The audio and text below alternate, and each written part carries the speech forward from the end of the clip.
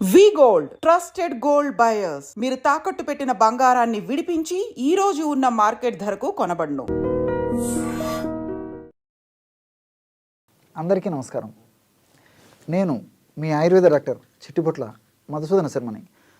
మనం ఈ వీడియోలో మోషన్ ఫ్రీగా అవ్వాలంటే ఎలాంటి క్షేమదాయకమైనటువంటి ఆహార ఔషధాన్ని వాడుకోవాలి అనేటువంటి అంశాన్ని గురించి తెలుసుకోబోతున్నాం.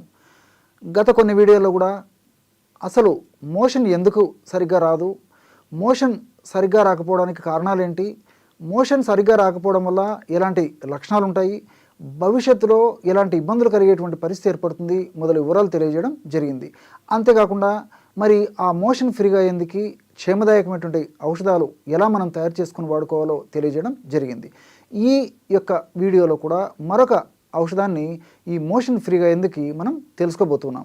మలబద్ధకం సమస్త రోగవర్ధకం అంటుంది ఆయుర్వేద వైద్య విధానం. అంటే ఈ మలబద్ధకమే అనేక రకాలైనటువంటి రోగాలకు కారణం అవుతుందని చెప్పేసి స్థూలంగా అర్థం చేసుకోవచ్చు. అదేవిధంగా ఉన్నటువంటి రోగాలు కూడా త్వరగా పెరిగేందుకు కూడా ఈ మలబద్ధకం కారణం అవుతుందని చెప్పేసి కూడా మనం స్థూలంగా ఈ రెండు విధాలుగా దీన్ని బట్టి మనం అర్థం చేసుకోవచ్చు అనమాట. ఈ రోజుల్లో వివిధ రకాలైన కారణాల రీత్యా చిన్నపిల్లల నుంచి పెద్దల వరకు మరి మోషన్ ఫ్రీగా అయ్యేటువంటి పరిస్థితి లేదు. ఈ మోషన్ ఫ్రీగా కాకపోవడం వల్ల ఆ యొక్క ప్రభావం మనసు మీద కూడా పడే పరిస్థితి ఏర్పడుతుంది. అంటే కోపము, చికాకు, ఏ పని మీద ఆసక్తి లేకపోవడము, తలనొప్పి ఇలాంటి లక్షణాలు కూడా కలిగేటువంటి పరిస్థితి ఏర్పడుతుంది. వీటికి తోడు మరి శారీరకమైనటువంటి లక్షణాలు, కడుపు ఉబ్బరంగా ఉండడము, అదేవిధంగా ఆకలి కాకపోవడము, నొప్పులు రావడము, దీని యొక్క ప్రభావం చేత క్రమక్రమంగా వెయిట్ పెరిగేటువంటి పరిస్థితి ఏర్పడము, షుగర్ రావడము, ఇలాంటివి అనేక రకాలైన సమస్యలు కూడా కలిగేటువంటి పరిస్థితి ఏర్పడుతుంటుంది అనమాట. మరి మోషన్ ఫ్రీగా కాకపోవడం వల్ల నిద్ర కూడా సరిగ్గా పట్టకపోయేటువంటి పరిస్థితి ఏర్పడుతుంటుంది అనమాట. ఇలా వివిధ రకాలైనటువంటి పరిస్థితులు మోషన్ ఫ్రీగా కాకపోవడం వల్ల కలుగుతుంటాయి. మరి మోషన్ ఫ్రీగా ఎందుకు ఎలాంటి ఔషధాన్ని తయారు చేసుకోవాలంటే బాగా నిదానంగా రాసుకోండి. ఒక్కొక్క పదార్థము మొదట చెప్పినటువంటి 4 పదార్థాలు ఒక్కొక్కటి 50 గ్రాములు తీసుకోవాలి. చివరి పదార్థం 10 గ్రాములు మాత్రమే తీసుకోవాలి. ఆ 4 పదార్థాలు 50 గ్రాములు తీసుకోవాల్సిన పదార్థాలు ఏంటంటే ఎండు ద్రాక్ష, గులాబీ పూల పొడి, శొంఠి పొడి, సునాముఖి పొడి. మళ్ళీ ఒకసారి చెప్తాను చూడండి. ఎండు ద్రాక్ష మనకు మార్కెట్లో దొరుకుతుంది, ఇవన్నీ కూడా మనకు మార్కెట్లో దొరుకుతాయి. గులాబీ పూల పొడి, తాజాగా తయారు చేసినటువంటి గులాబీ పూల పొడి కూడా మనకు మార్కెట్లో దొరుకుతుంది కాబట్టి విచారించి అది దొరికేట్లయితే తీసుకోండి.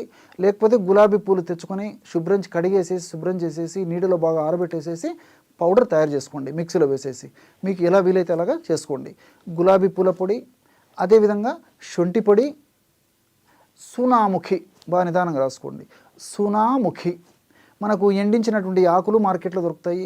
అదేవిధంగా పొడి కూడా మనకు మార్కెట్లో దొరుకుతుంది. ఇది కూడా తాజాగా తయారు చేసినటువంటిది అయితే దొరికితే తెచ్చుకోండి. లేకపోతే సునామికి ఆకులు కూడా మనకు చాలా చౌక ధరకే దొరుకుతాయి కాబట్టి తెచ్చుకొని మిక్సీలో వేసుకోవడం వల్ల కూడా చాలా త్వరగా పౌడర్ అయిపోతుంది అనమాట.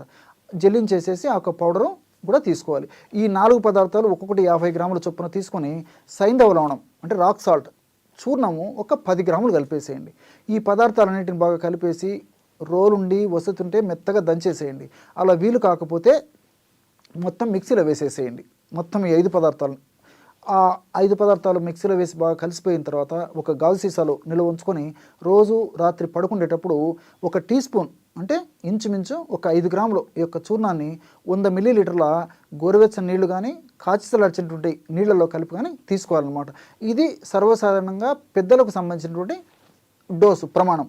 చిన్న పిల్లలకైతే వాళ్ళ యొక్క వయస్సును బట్టి, వాళ్ళ యొక్క బరువును బట్టి, వాళ్ళ యొక్క వ్యాధి తీవ్రతను బట్టి, అవస్థను బట్టి, ఇతర అనుబంధ లక్షణాలను బట్టి మరి 1 గ్రాము నుంచి, లేకపోతే మరీ చిన్న పిల్లలైతే 1 లేదా 2 చిటికల ప్రమాణం కూడా వాడుకోవచ్చు అనమాట. సర్వసాధారణంగా ఒక 2-3 సంవత్సరాలు పైబడినటువంటి వాళ్ళందరూ కూడా 1 గ్రాము వాడుకుంటే సరిపోతుంది అనమాట.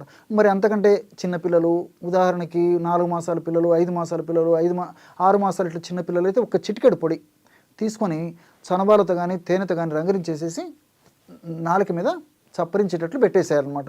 పిల్లలు చప్పరించేసేసి మింగేస్తారనమాట. దానివల్ల కూడా మోషన్ ఫ్రీగా అయ్యేటువంటి పరిస్థితి ఏర్పడుతుంది. కాబట్టి పెద్దలైతే 1 టీ స్పూన్ ప్రమాణం తీసుకోవాలి. మరి పిల్లలైతే వాళ్ళ యొక్క వయస్సును బట్టి కూడా 1 చిటికెడు, 2 చిటికెలు, 3 చిటికెల ప్రమాణం నుంచి మొదలుపెట్టేసి క్రమంగా పెంచుకుంటే సరిపోతుంది అనమాట. అట్లే ఒక 10 సంవత్సరాలు దాటినటువంటి పిల్లలైతే 10 సంవత్సరాల నుంచి 15 సంవత్సరాలు 16 సంవత్సరాల పిల్లలు అయితే మ్యాక్సిమము సమస్య ఎక్కువగా ఉంటే అర టీ స్పూన్ వరకు కూడా వాడుకోవచ్చు అనమాట. ఈ విధంగా రోజు ఒక్కసారి ఈ యొక్క ఔషధాన్ని వాడుకోవడం వల్ల చాలా త్వరగా స్పీడ్గా సత్వరమే వెంటనే ఇందులో ఉంటున్న ఔషధ గుణాలు దేహంలో జీర్ణ వ్యవస్థ మీద పనిచేసి ప్రేవుల్లో చలన గుణాన్ని పెంచేసి తీసుకున్నటువంటి ఫస్ట్ డోస్ నుంచే దాని యొక్క ప్రభావాన్ని చూపించి మరుసటి రోజే మోషన్ ఫ్రీగా కావడం మొదలవుతుంది అనమాట. అది ఈ యొక్క ఔషధం యొక్క ప్రత్యేకత. ఈ యొక్క ఔషధాన్ని మరి ఈ యొక్క పద్ధతిలో వాడుకొని కొన్నాళ్ళ తర్వాత ఆపేసినా సరిపోతుంది. కానీ ఆపేసినప్పటికీ ఇప్పుడు నేను చెప్పబోయేటువంటి కొన్ని జాగ్రత్తలు కూడా పాటించాలన్నమాట. ఈ విధంగా పాటించడం వల్ల జాగ్రత్తలు పాటించడం వల్ల మరలా ఈ సమస్య పునరావృతం కాకుండా ఉండేందుకు అవకాశం ఏర్పడుతుందన్నమాట. మరి ఎలాంటి జాగ్రత్తలు పాటించాలంటే చాలామందిలో అంటే 100లో దాదాపు 80-90% మందిలో కూడా ఫైబర్ తక్కువగా ఉండడము, ఫైబర్ ఉన్నటువంటి ఆహార పదార్థాలు తక్కువగా తీసుకోవడము, ద్రవరూపమైనటువంటి ఆహార పదార్థాలు ముఖ్యంగా నీళ్లు లాంటివి తక్కువగా తీసుకోవడం ప్రధానమైనటువంటి కారణాలుగా ఉంటాయన్నమాట. కాబట్టి ఫైబర్ ఎక్కువగా ఉన్నటువంటి ఆహార పదార్థాలు అంటే ఆకుకూరలు, కూరగాయలు, పళ్ళు, అదేవిధంగా పప్పు ధాన్యాలు, తృణధాన్యాలు, తర్వాత గింజ ధాన్యాలు ఇలాంటివి, అదేవిధంగా డ్రై ఫ్రూట్స్, అట్లే ఫ్రూట్స్ ఇలాంటివి బాగా తీసుకుంటాం. వీటినన్నింటిలో కూడా ఫైబర్ ఎక్కువగా ఉంటుందన్నమాట. అదేవిధంగా రోజుకు వారి యొక్క శరీర తత్వాన్ని బట్టి, వయస్సును బట్టి, సీజన్ను బట్టి, వ్యాధి అవస్థను బట్టి 3 లీటర్ల నుంచి లేదా 2.5 లీటర్ల నీళ్ళ నుంచి దాదాపు 5 లీటర్ల వరకు కూడా కొద్దిగా ఉదయం నుంచి సాయంత్రం దాకా నీళ్ళు తాగుతూ ఉండాలన్నమాట. అదేవిధంగా వేళకు విశ్రాంతి తీసుకుంటుండాలి. Fast foods, junk foods, bakery foods, ice creams, అదేవిధంగా కూల్ డ్రింక్స్ ఇలాంటివి అన్నిటిని కూడా నిషిద్ధంగా ఉంచుకోవాలి. అంటే ఎప్పుడో ఒకసారి ఏదో ఒక సందర్భంలో కొద్దిగా ప్రమాణంలో వాడితే తప్పులేదు, కానీ మరి ఇవన్నీ తరచుగా వాడము, ఎక్కువ ప్రమాణంలో వాడడం ఏమాత్రం మంచిది కాదు, క్షేమదాయకం కాదు, ఆరోగ్యదాయకం కాదు. కాబట్టి ఆమోదయోగ్యం కూడా కాదు. కాబట్టి ఇలాంటి వాటికి ఎంత దూరంగా ఉంటే అంత మంచిదన్నమాట. ఇలాంటి చిన్న జాగ్రత్తలు తీసుకుంటూ ఈ యొక్క ఔషధాన్ని కొన్నాళ్ళ పాటు వాడి ఆపేసినప్పటికీ మనం తీసుకునే జాగ్రత్తలు కూడా క్రమంగా మన శరీరానికి అలవాటు పడిపోయి మరి ప్రేవుల్లో చరణశక్తి కరెక్ట్గా జరిగి కాల విరేచనం ఆరోగ్యకరణం అని మన మహర్షులు చెప్పినటువంటి రీతిలో ఉదయం పూట మనకి వెంటనే విరేచనం అంటే నిద్ర లేచినటువంటి వెంటనే విరేచనం అయ్యేటువంటి పరిస్థితి ఏర్పడుతుంది. మన ఆరోగ్యం కూడా సజావుగా, ఆనందంగా, ఆహ్లాదంగా ఉండేదానికి అవకాశం ఏర్పడుతుంది. చూశారు కదా ఎటువంటి సులువైనటువంటి ఔషధ యోగాన్ని మోషన్ ఫ్రీగా ఎందుకు మీరు ఈ వీడియోలో తెలుసుకున్నారో. మరొక వీడియోలో మరొక అంశంతో మళ్ళీ కలుద్దాం. అంతవరకు నమస్కారం. మీ చిట్టిబొట్ల.